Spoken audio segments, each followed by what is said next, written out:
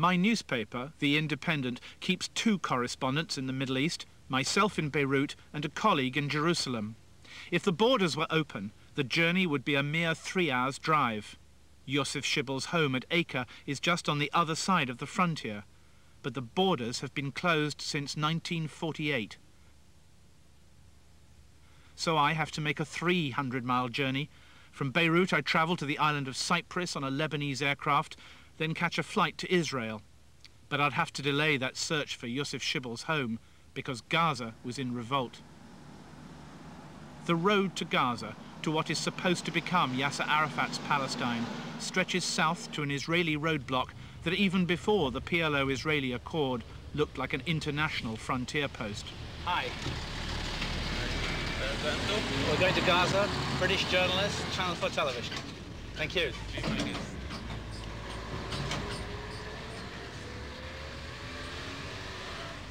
What lay beyond was a world of destitution and bitterness. There was Hakam, a Palestinian journalist, right on cue to meet me.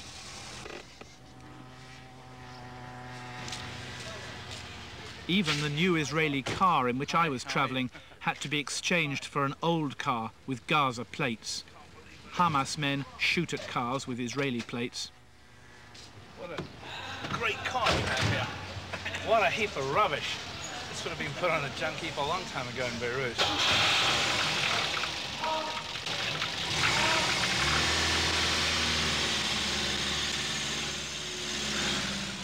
Hakam and I were to be witnesses to some of the last days of Israeli rule, days of violence which would shape the land which Yasser Arafat was to inherit. We had driven into a curfew which had restricted tens of thousands of Palestinians to their homes.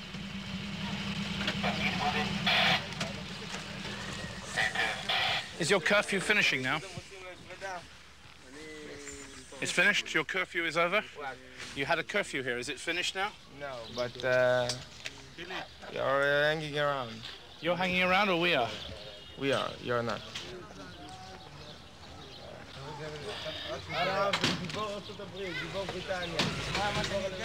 But don't photo me. Not to picture you? Not to picture all the... I give you... I tell you to go out. I close this area if you... You will close the area if we keep filming? If you film me. If I keep filming, you'll close the area? Okay. The Israeli curfew covered most of Gaza City. هاي مرت اخوي بتطلق وطلعت امي توديها على المستشفى رجعها على الدار هي في الدار. The wife of my brother is going through labor right now to have a baby.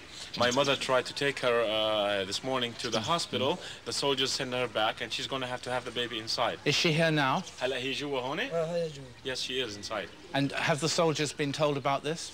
وحكت امك للجيش انه بدها. وقال لها انت بتكذب علينا ورجعها. Yes, and the soldier told his mother, you are lying to us, go back. Can we see the family? Can we meet them? وين بفوتوا على العيلة عندكم؟ من الشارع. Through there. Can we come now? Can we come in? No, there's army. Where? Coming. All right, okay. Do you speak English?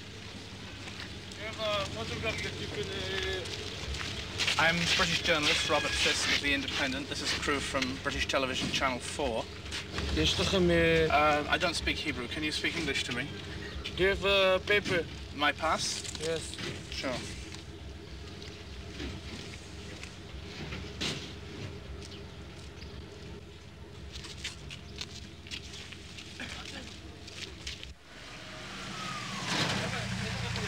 Can you speak English, please? We're British television. My name is Robert Fisk of The Independent. Can you speak English? Do any of you speak English? Because there's a lady in here who's expecting a baby. Mister, would you mind stop shooting now? Can you... Just a minute. Stop shooting, please. Please. Please. When we asked the other soldiers, they told us to get the UN, but I don't know where the UN are. It says that they already take her to the hospital. She's gone to the hospital already? Yeah. You sure? There was a vehicle to take her to the hospital. Okay, so it's gone. Okay, thank you.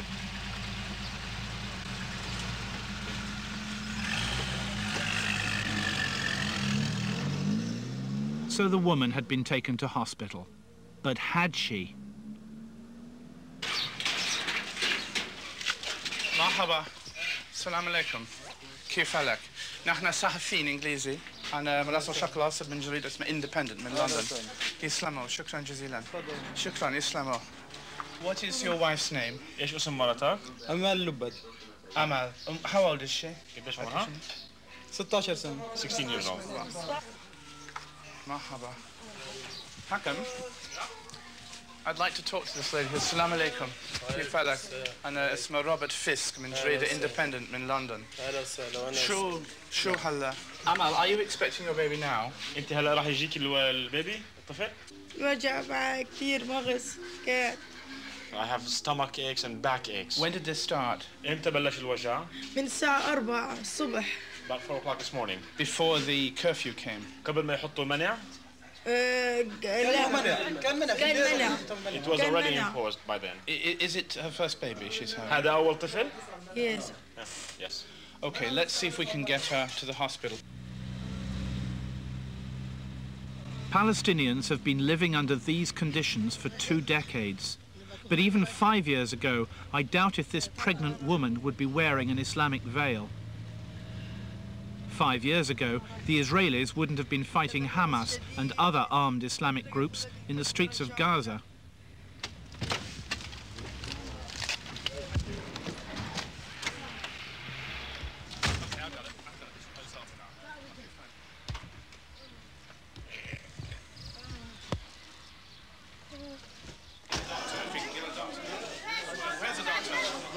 This one over here? Where? Can I get the doctor from there? Okay, I'll talk to you later. Thank you very much. Palestinian doctors at the UN hospital found the girl was suffering from tension and anxiety. She was detained overnight.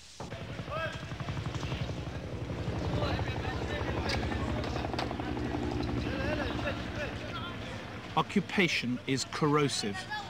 The all-seeing eye of the occupiers watches over the occupied. The occupiers are masters. The law imposes rather than protects. You do what soldiers tell you to do.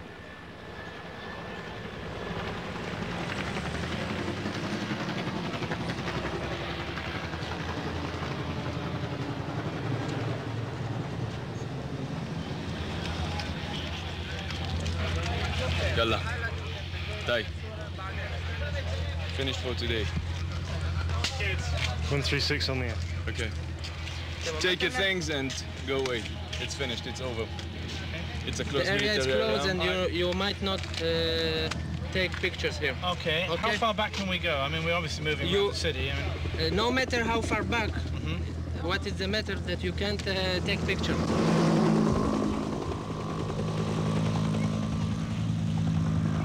Israeli soldiers are searching for a Hamas gunman.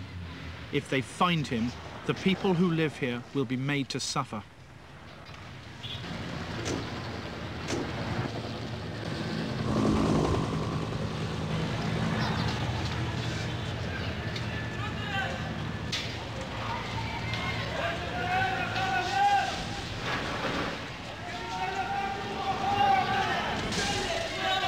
We'll call it Gaza, G-A-Z-A. And it's for Foreign Desk, and it's from Robert Fisk, Gaza City. We could hear the explosions all day, comma, punctuated by rifle fire and the throb of a Huey, H-U-E-Y, gunship that circled the slums, point. The Israelis were busy losing their war in Gaza, point paragraph. Of course, comma, it did not feel like that to the Palestinians, point.